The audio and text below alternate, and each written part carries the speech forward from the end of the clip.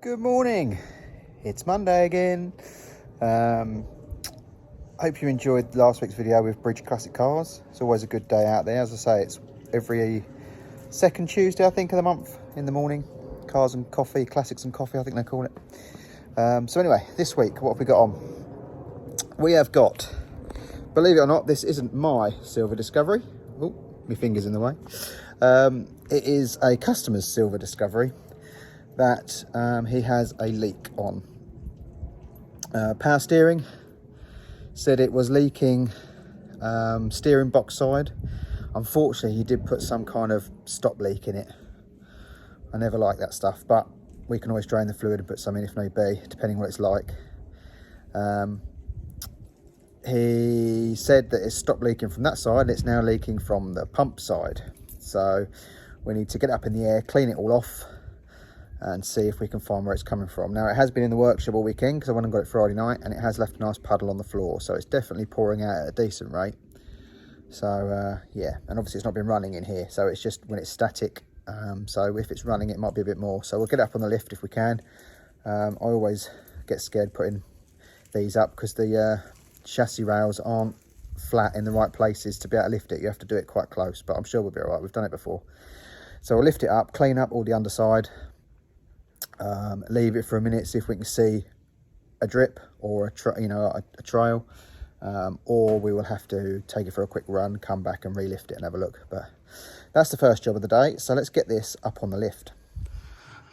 Right, I've got it up on the lift. I've taken the under tray off, and if you look up here you can see, hopefully, let's try and get you in, it's dripping off the bottom of the pump there, look.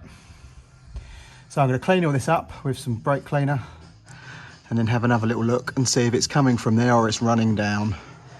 All right, so I've just had a clean up. I've cleaned all the traction bar up, and as you can see, having an oil leak protects things quite a bit. That side where the oil leak was, the axle's lovely.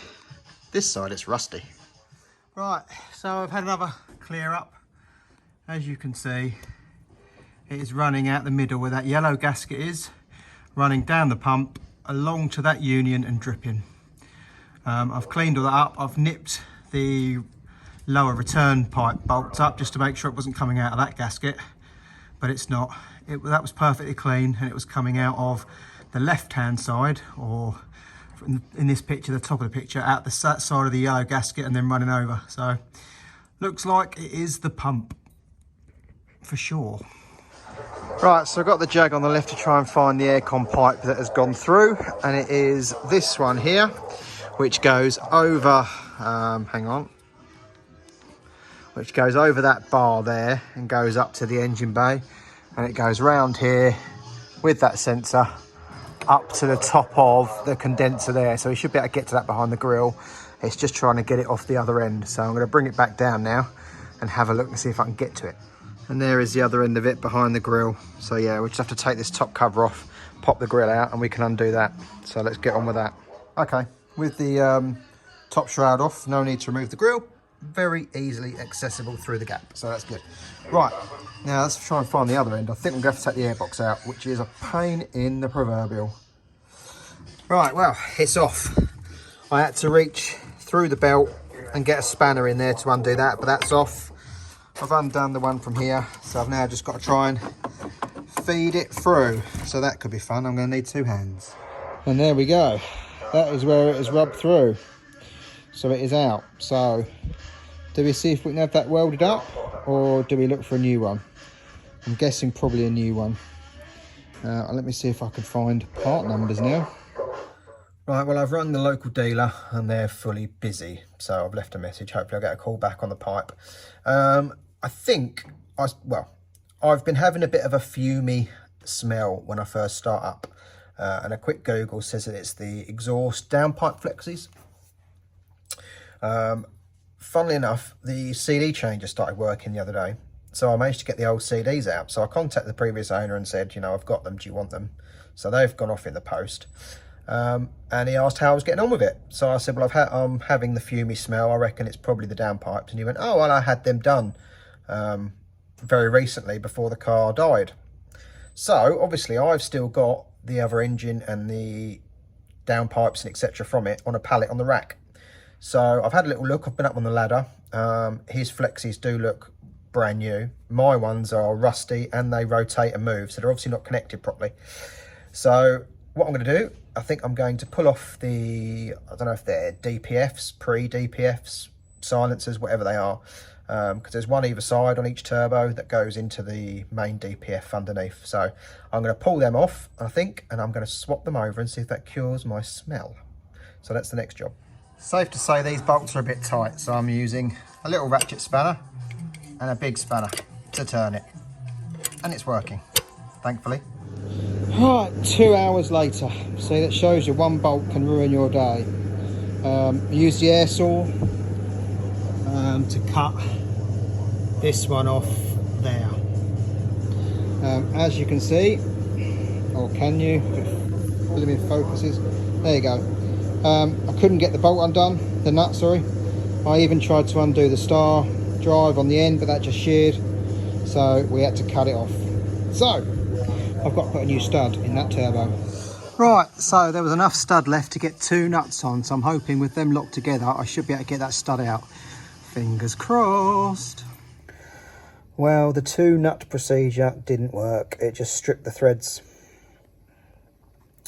So I thought I would weld a nut on it, a bigger nut. So that's an M6 thread.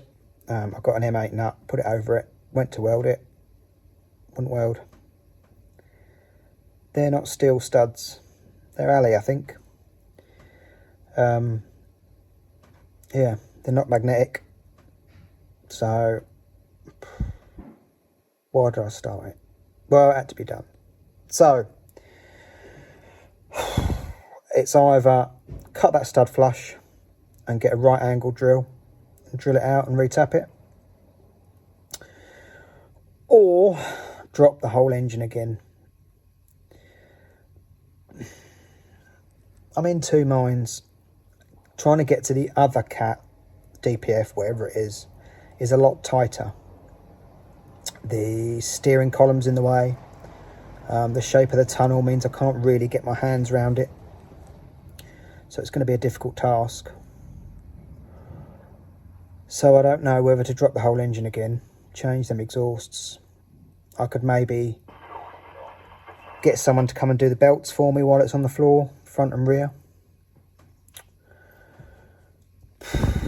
I don't know what to do.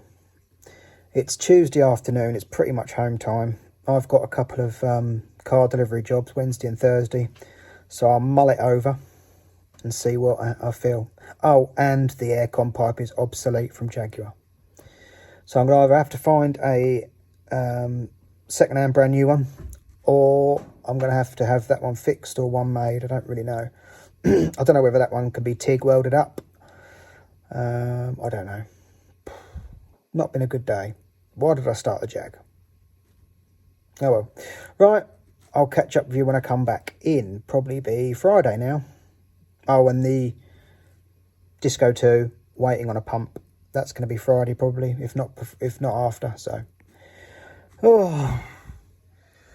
Morning guys, it's Friday morning, early Friday morning. I'm never here at 8 o'clock. I normally get here about 9, half 9, something like that. But I'm here at 8 o'clock today. 2 reasons. First of all, yesterday, I know I said in the last clip that I had a couple of delivery jobs.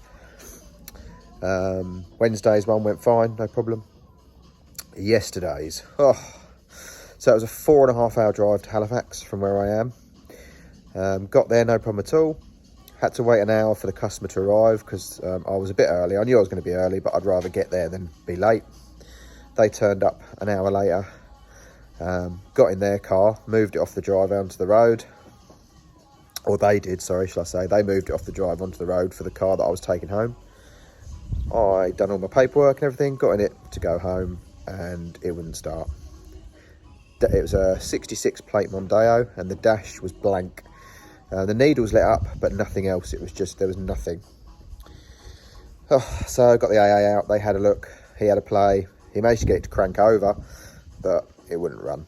So it got recovered. So it was a 12 hour from breaking down or not even starting. I hadn't actually driven that car. So it was 12 hours from getting in that car and not getting anywhere to getting home. So I got home early hours this morning, and obviously my car is at the garage where the car was recovered to, but it's locked behind a compound, so I couldn't come home in that, so I had to get a lift home in the middle of the night. And yeah, so the wife had to bring me up here first thing this morning before she went to work. So I'm here early, but there is a benefit to that. It means I've got more time to get on the Jag.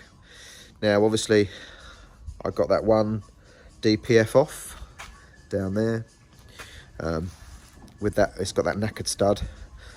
My friend's going to come over and attempt to get that out for me, but what I wanted to do is try and get the other DPF off in case another stud snaps, and he can sort that one out as well. But this is the more difficult side, and this side took me 3 hours, so I don't know if I'm going to be able to get to it. If I can't get to it because the steering column and everything's in the way, the engine might have to come out again.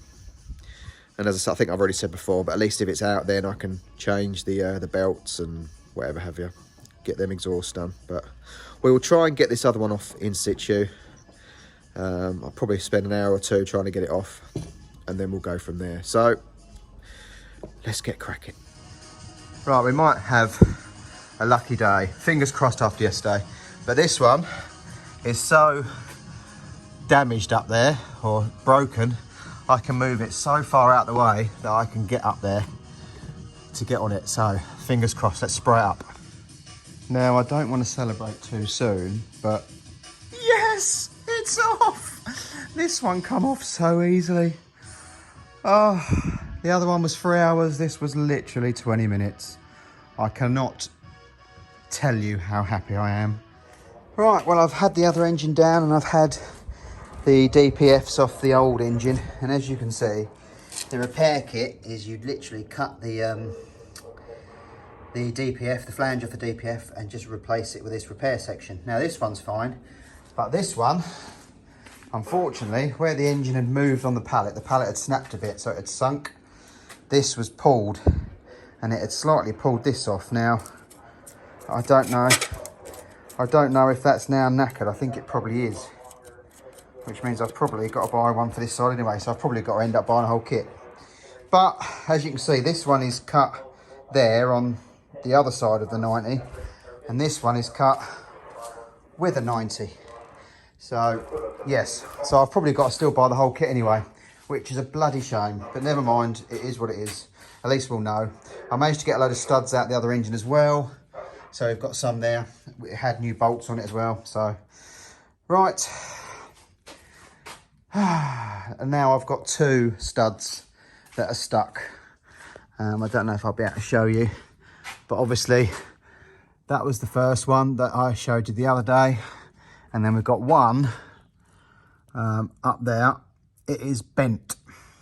I can't get it undone, and I don't want to go too crazy and snap it and make it worse, so I'm going to leave it there and wait for my friend to come over, who's going to heat them up and see if he can get them out. So yeah, one either side to remove, and then we've got some replacement studs to go back in. So right, next job, tea time.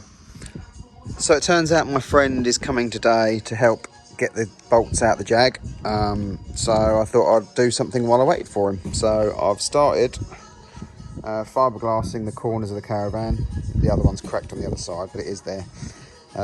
So because we've got to get on with this, because I've got a show to go to in 3 weeks, so we really have got to get cracking on it. So that's there now. I'm just about to order some cable to redo the wiring, and then the wood will be here tomorrow to panel it all out on the inside. So progress is being made, but slowly. There's a lot of things I don't want to heat up. The other one's worse, isn't it? Yeah, because it's at the top. Right guys, that's Saturday afternoon. The wood's arrived for the Caravan, so next week we can make a start getting that all on the walls. So thanks for watching, like, subscribe and share, and I'll see you next week in the next one.